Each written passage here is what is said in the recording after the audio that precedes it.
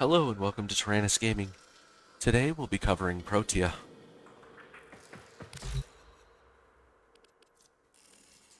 This is the Deimos Jugulus, an enemy type that I generally don't like using because it loves to scream quite frequently, and it's notoriously hard to kill. The AI will be Steel Path, it will be paused so I can explain what's going on, and the enemy level will be 130. Now let's go ahead and utilize Grenade Fan.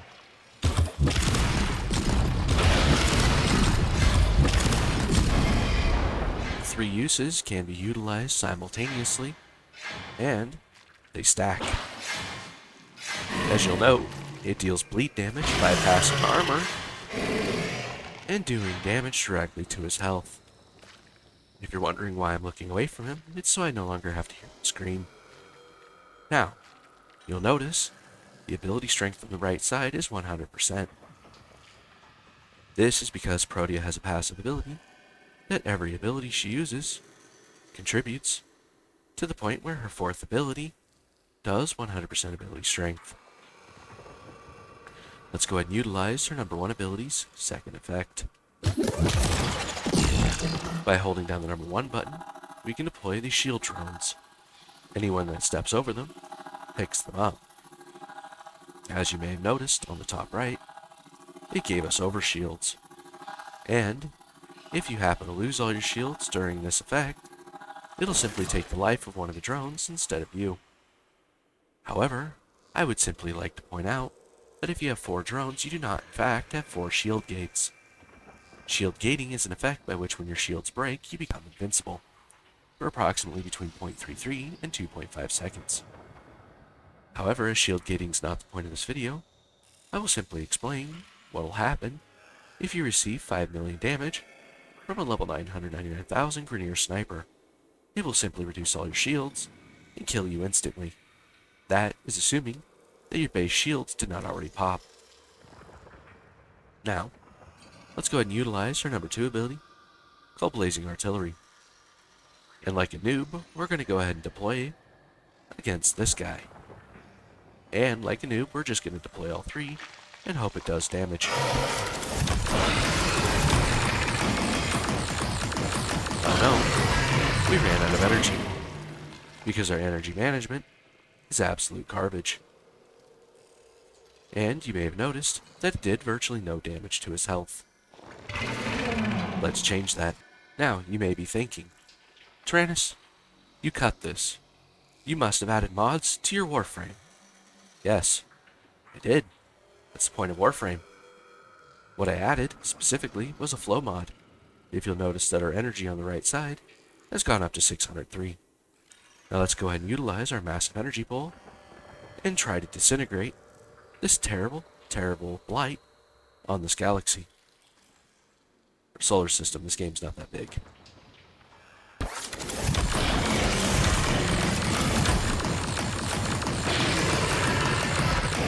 You may have noticed that you can deploy the turrets up to 3 times, just like you can deploy the grenade fans up to 3 times as well.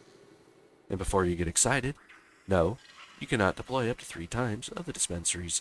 Now you'll notice our ability strength is back up to 100%, and despite us having that 100% damage, this will not be enough to kill the Deimos Jugulus.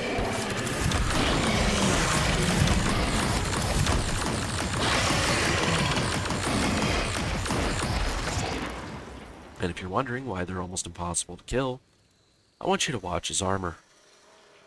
As the effects of the heat proc wear off, and the damage wears off, not only does his armor recover, you'll notice that his armor health is also recovering, because the AI's armor is their health, which would make more sense if added to the Warframes themselves, instead of adding Overguard. However, that's neither here nor there. Let's go ahead and deploy our Dispensary. While quite underwhelming, you'll notice that it deploys health orbs, energy orbs, and ammo packs.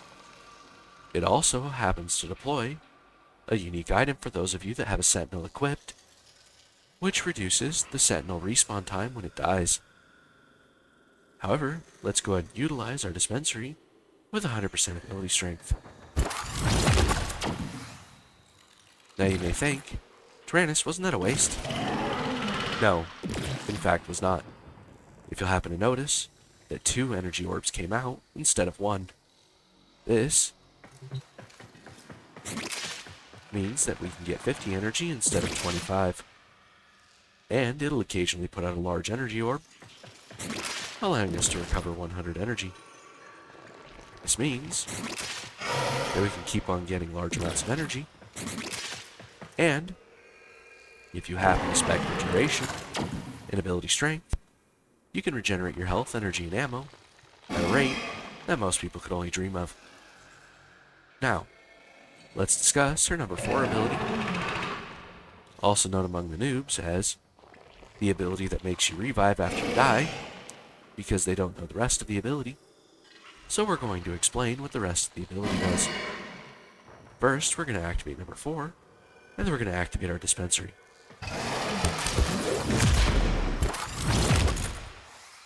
Now we'll keep an eye on our energy, and if you missed what I just did, please rewind and keep an eye on our energy pool. The moment that ability ended, we just recovered all the energy used on our dispensary.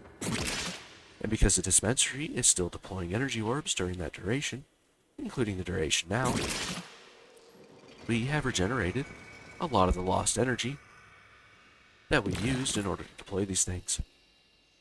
Now, keep that in mind because I'm going to use the Temporal Anchor.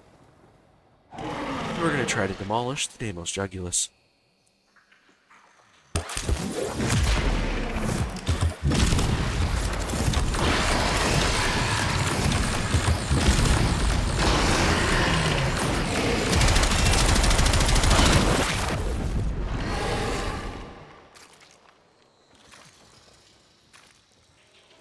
Now, if you notice a thing floating above our head, that is literally meaningless, as that's not the intended effect of grenade fans. However, if it stays above your head without slashing damage, it gets the job done. Now, you may have noticed that the amount of damage we did not affect that Deimos Jugulus in any way. And yes, although this Protea is incredibly strong, I'm going to pre-note this with the idea that the Deimos Jugulus is far too powerful for what it is. However, I'm going to show you how to kill it in under 20 seconds. Just like my video short. So, let's get started.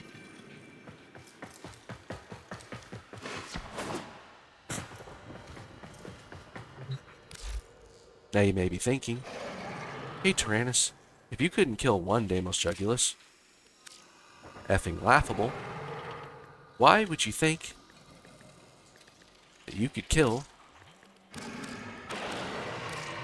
20 Jugulus? And I will tell you,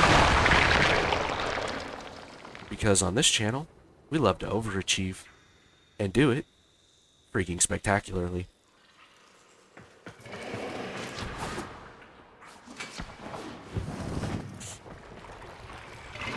Now let me go ahead and show you what overachieving looks like.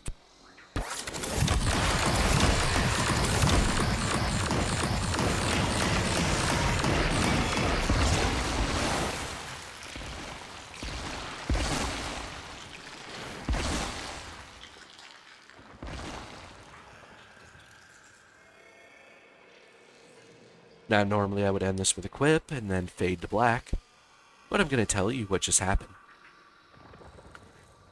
The blazing artillery has the funny effect that when you try to target individuals or a loose horde, which means enemies that are standing approximately anywhere between 2 meters to 5 feet, or over 6 feet, I'm not European, I don't care. So, this means that blazing artillery is actually quite weak. It'll do virtually no damage on individual targets, and struggle to deal any damage against any horde. However, this is a complete contradiction of what I just said, because you watch them completely annihilate an entire horde of Jugulus. That is because they're sitting right on top of each other, and blazing artillery is an artillery piece. It is designed to be an artillery. You wait until the enemies stack up on top of each other, and then proceed to saturate and kill everything in the general area. That is how artillery works. You do not, in fact, use a single artillery round to strike an individual target, unless you have an Excalibur round and you just really hate that target. Now, I hope you all learned something wonderful. I hope you all had a beautiful day. And if you have any criticisms about my Protea's build, or about my techniques in general, as I'm still relatively new to Protea, I would very much appreciate any possible feedback, or any kind of suggestions to potential future mod builds. I hope you all have a wonderful day.